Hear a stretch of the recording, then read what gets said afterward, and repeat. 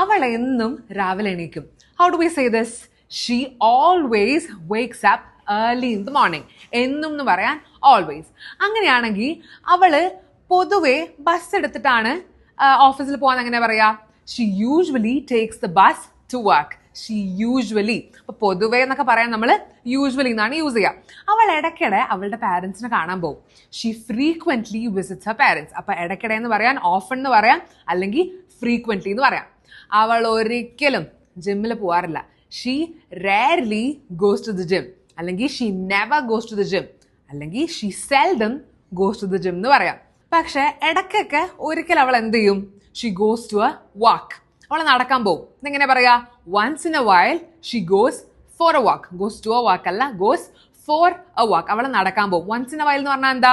കുറേ ദിവസത്തിൽ ഒരിക്കൽ എന്ന് വെച്ചാൽ എപ്പോഴെങ്കിലൊക്കെ അവൾ എന്ത് ചെയ്യും? അവൾ നടക്കാൻ പോകും. അതിന് വേറൊരു വേർഡ് എന്താ?